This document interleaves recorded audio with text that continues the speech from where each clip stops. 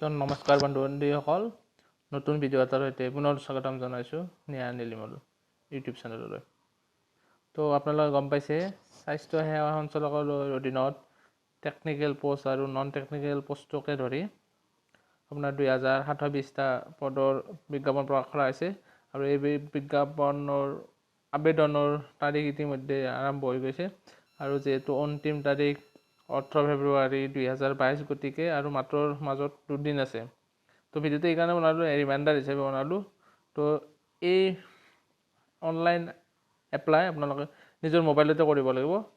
তাৰ বাবে আপোনালোকৰ মোবাইলত গুগল ক্ৰম ব্ৰাউজাৰটো খুলি ল'ব। খুলি লৈ তাৰপিছত আপোনালোকে লিখিব DHS, এনেকৈ আহি যাব ডিৰেক্টৰেট অফ হেল্থ ছাৰ্ভিচ। তাত ক্লিক কৰিব।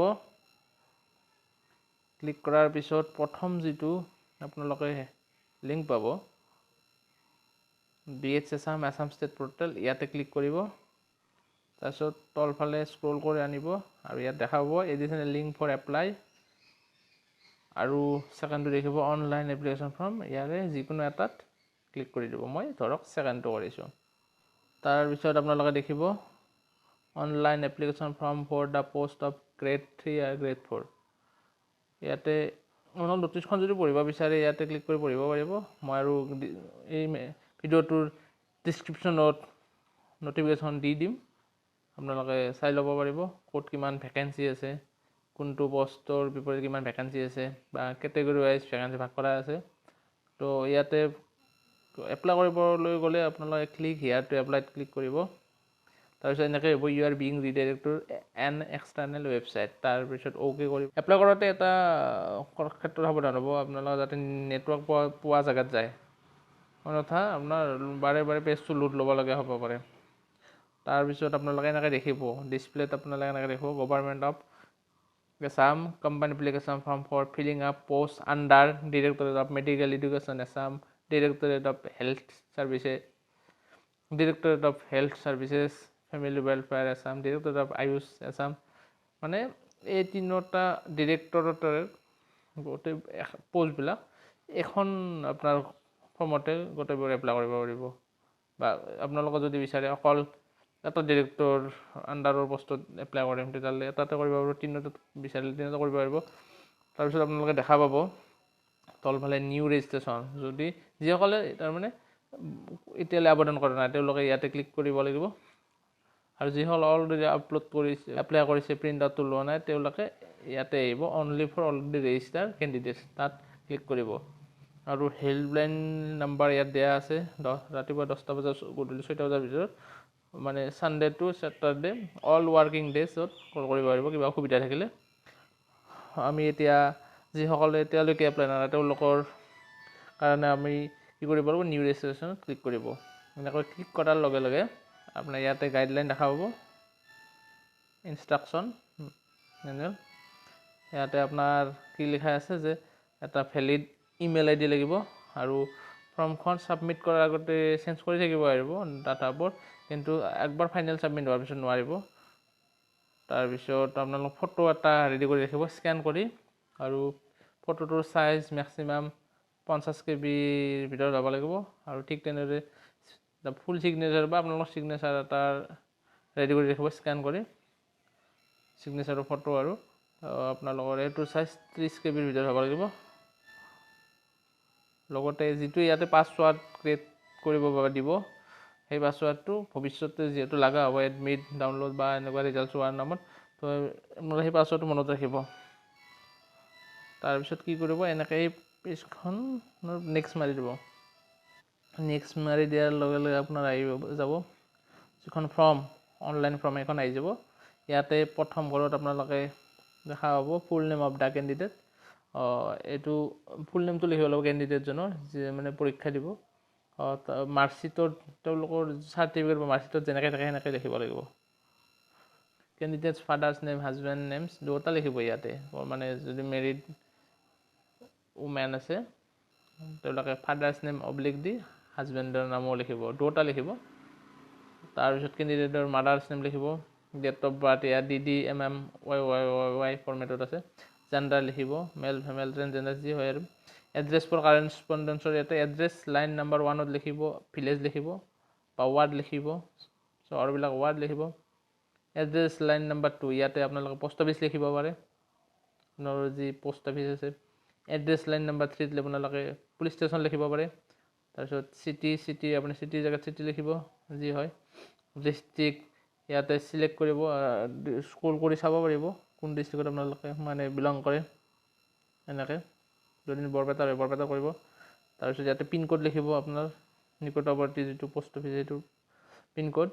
তাৰপিছত আপোনালোকে মোবাইল নাম্বাৰ অফ দ্য কেণ্ডিডেটৰ জেগাত মোবাইল নাম্বাৰটো আপোনালোকে এণ্টাৰ কৰিব, এটা ভেলিড মোবাইল নাম্বাৰ যাতে নম্বৰটো চলি থাকে।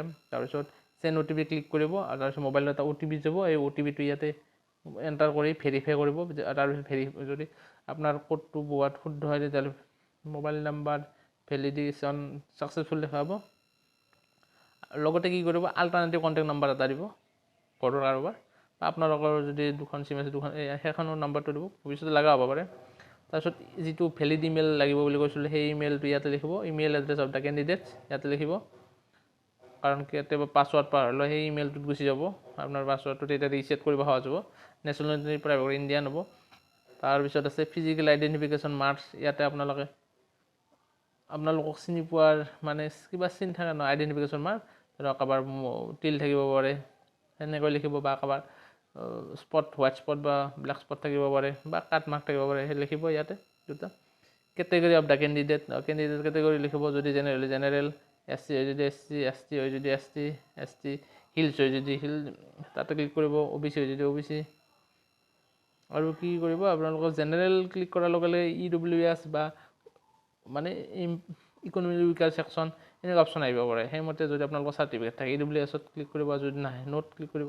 তাৰপিছত আহিলোঁ আমি, যদি আপুনি medical education directorate of medical এডুকেশ্যনৰ আণ্ডাৰৰ পষ্টত এপ্লাই কৰে, ইয়েছ কৰিব। তাৰ আগতে আপোনালোকে এডভাৰটাইজটো চাই ল'ব, কৰিব নিবিচাৰে ন' কৰিব। আৰু যদি ইয়েছ কৰাৰ পিছত আপোনালোকে পোষ্ট চিলেক্ট কৰিব পাৰিব, কি পোষ্ট থাকিব ইয়াতে আপুনি গমেই পাব, কাৰণ এডভাৰটাইজটো আগতে আপুনি চাই লৈছে। তাৰপিছত আপোনালোকে department of DHS director of health service তাৰ পষ্টত যদি এপ্লাই কৰে ইয়েছ কৰিব, আৰু ইয়েছ কৰাৰ লগে লগে আপোনাৰ পোষ্ট চিলেক্ট কৰিব লাগিব, আৰু যদি এপ্লাই নকৰে ন' কৰিব। যদি আপোনালোকে director of health services and family ৱেলফেয়াৰৰ মানে পোষ্টবিলাকতো গ্ৰেড 3 হ'ব, এইকেইটা গ্ৰেড 3। তাত যদি আপুনি তাৰ যিকোনো পোষ্ট এপ্লাই কৰিব বিচাৰে ইয়েছ কৰিব, আৰু সেইমতে ইয়েছ কৰাৰ লগে লগে পোষ্ট চিলেক্ট কৰিব লাগিব, নহ'লে ছাবমিশ্যন নহ'ব, আৰু ন' কৰিলে কথা নাই। তাৰপিছত যদি আপোনালোকে বিচাৰে ডিপাৰ্টমেণ্ট অফ আয়ুষৰ আণ্ডাৰৰ ভেকেণ্ট পোষ্টত এপ্লাই কৰিব, তেতিয়া ইয়েছ কৰিব। ইয়েছ কৰাৰ লগে আপোনালোকে আকৌ আগৰ দৰে মানে পোষ্টবিলাক চিলেক্ট কৰিব লাগিব, কি পোষ্টত মানে এপ্লাই কৰে, আৰু যদি নকৰে ন' কৰিব। মানে গোটেইকেইটা পোষ্ট আপোনালোকে এপ্লাই কৰিব বুলি যদি আপোনালোকে এলিজিবিলিটি মিলে বা এলিজিবল হয়, গোটেইকেইটা পোষ্টত ইয়েছ কৰি সেইমতে পোষ্টবিলাক বাছি ল'ব। ঠিক তেনেদৰে গ্ৰেড 4ৰ পোষ্ট এপ্লাই কৰিব লাগিলে আপোনালোকে ইয়াৰে মানে 4টা বিভাগৰে গ্ৰেড 4ৰ পোষ্ট থাকিব। তাৰ ভিতৰত টেকনিকেল থাকিব, কিছুমান নন টেকনিকেল থাকিব।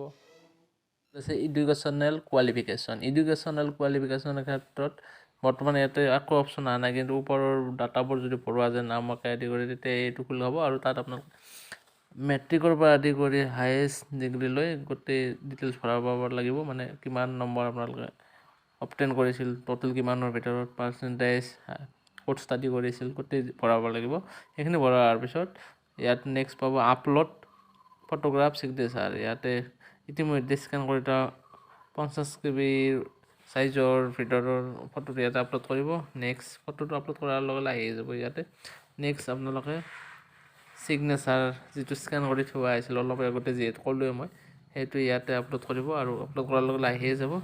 পাছৱৰ্ড এটা ক্ৰিয়েট কৰিব লাগিব, মিনিমাম 8 কেৰেক্টাৰ 12 কেৰেক্টাৰৰ ভিতৰত। আপোনালোকে কি কৰিব, আপাৰ কেছ লোৱাৰ কেছ লেটাৰ দিব, তাৰপিছত এটা স্পেচিয়েল চিম্বল দিব, তাৰপিছত নাম্বাৰ পাব, আৰু সেইটো আকৌ কনফাৰ্ম কৰিব।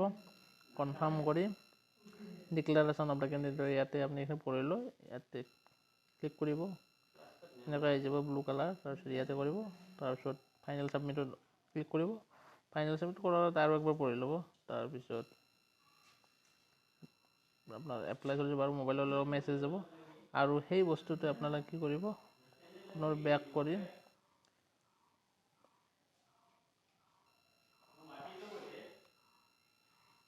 ইয়াতে আপুনি ক্লিক কৰিব আৰু ইয়াতে এপ্লিকেশ্যন নম্বৰ যিটো মেছেজ যাব সেইটো আৰু পাছৱৰ্ডটোৰে মানে এপ্লিকেশ্যন নম্বৰটো ইয়াত পাব, পাছৱৰ্ডটো ইয়াত বহাই লগ ইন কৰিব। কৰাৰ পিছত আপোনালোকে এপ্লিকেশ্যন কপিটো প্ৰিণ্ট আউট কৰিব পাৰিব। তো এইখিনি আছিল আজিৰ ভিডিঅ'ত। ধন্যবাদ।